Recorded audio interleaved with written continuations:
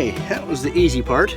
Now, I guess you got to take some time and carve out the hole another inch down, and we'll be ready to go for our next step on this.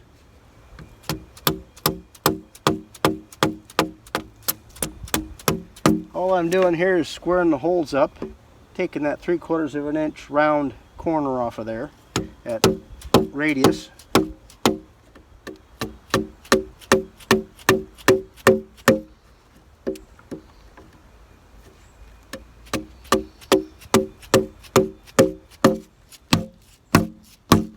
Well, this is the technique I use when I am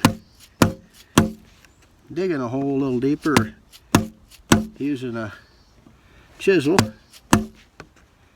Just get a cut in the back.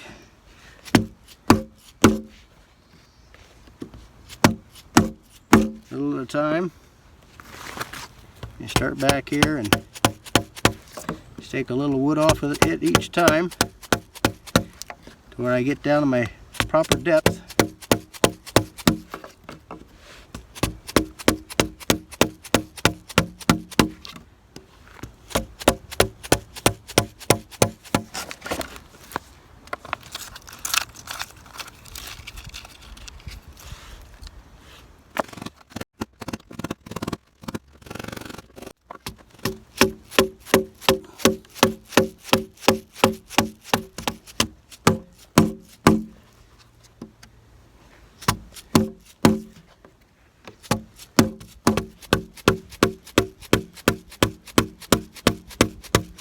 Now you'll notice woodworking chisels are shaped like so for a reason.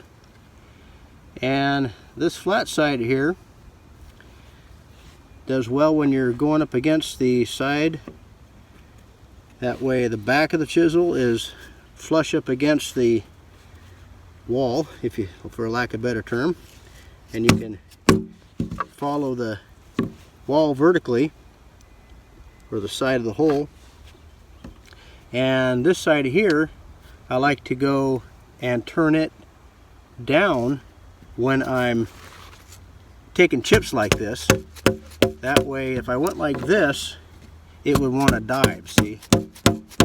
Now there's certain times that you'll want to, there's certain times that I do flip it over when I'm removing material, but for this particular point in the process, I always leave it with the sharpened side down.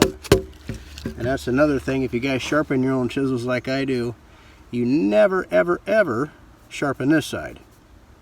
Always sharpen this side.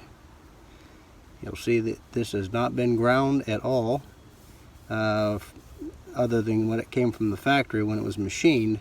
Some of you this might be trivial to some of you, but some people are just getting into it, so a lot of my videos I just kind of share what I do. But if you just grind this side here and get it back to the native grinding on this side, then you'll always have a good sharp edge. Now, I've done dovetails and stuff like that before, and have done some very intricate work with a chisel. You know, not to brag, but just to tell folks if they're coming in and they actually know better. I'm not trying to make this really pretty. I'm just trying to remove material. I think I'm going to fill this full of epoxy or something, some kind of a resin or adhesive to fill this hole back in. So I'm not really concerned about aesthetics in this hole. Matter of fact, the rougher it is, I think the better off it'll be for holding and gripping. Nobody's ever going to see it. Nobody's ever going to care, other than the whole world, because I'm showing them on YouTube. But the idea is that once I put the legs in here and fill that full of epoxy or adhesive, this will be out of view forever and ever.